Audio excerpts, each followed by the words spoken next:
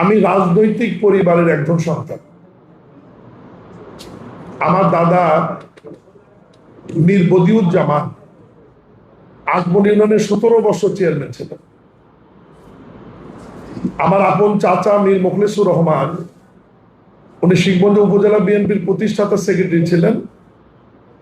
মৃত্যুর আগ পর্যন্ত উনি উপজেলা বিএনপির সভাপতি ছিলেন এবং উনিও টানা 27 বছর 95 সাল পর্যন্ত আকবর ইউনিয়নের চেয়ারম্যান ছিলেন একটানা।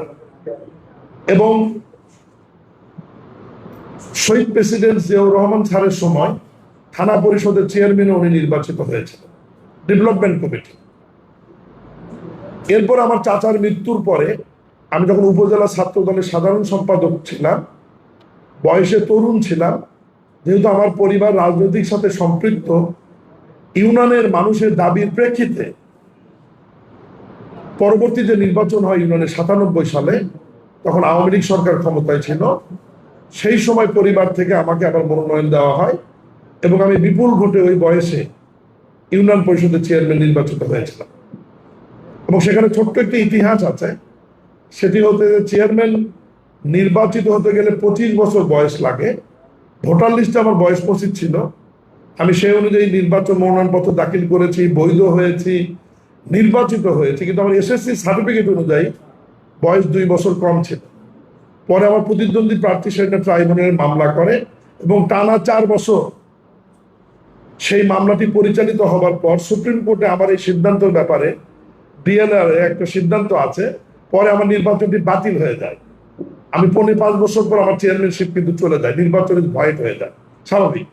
কারণ ওই সময় এসএসসি সার্টিফিকেটটা ছিল জন্ম মানে তারিখের হচ্ছে সবচাইতে বিশ্বাসযোগ্য এবং অথেন্টিক হচ্ছে প্রত্যয়ন। যদিও আমার বাবা এফিডেভিট করে দিয়েছিল, বিভিন্ন ফর্মালিটিতে আমরা মেনটেন করেছি, কিন্তু সুপ্রিম কোর্ট শেষে বললো যে না, এই সময় এসএসসি সার্টিফিকেটের বয়সটাই হচ্ছে গ্রহণযোগ্য হবে, আপনার ভোটার লিস্ট বা অন্য কিছু হবে না। এইটা আমার রাজনীতিটা শুরু। এরপর আমি উপজেলা বিএনপির সাংগঠনিক সম্পাদক ছিলাম, নির্বাচিত। এরপরে 2002 সালে যখন নবগঠিত শিখগঞ্জ পৌরসভা হয়, পৌরসভার বিএনপিকে গোছানোর জন্য আমাকে সেখানে কনভেনরের দায়িত্ব দেওয়া হয়। আমি আহ্বায়ক ছিলাম শিখগঞ্জ পৌরসভার। এরপরের কাউন্সিলে আমি শিখগঞ্জ উপজেলা বিএনপির একদম প্রত্যক্ষ ভোটে বিএনপির তৎকালীন সিনিয়র যুগ্ম মহাসচিব বর্তমান প্রধানমন্ত্রী জনাব তারেক রহমান বগুড়া মডেল তৈরি করলেন ব্যালটের মাধ্যমে, ভোটের মাধ্যমে কমিটি গঠনের। সেই সময় একদম ব্যালটের মাধ্যমে 650 কাউন্সিলরের মধ্যে আমি প্রায় 570 জন কাউন্সিলরের ভোটে সাধারণ সম্পাদক নির্বাচিত হয়েছিলাম শিখগঞ্জ উপজেলা বিএনপি।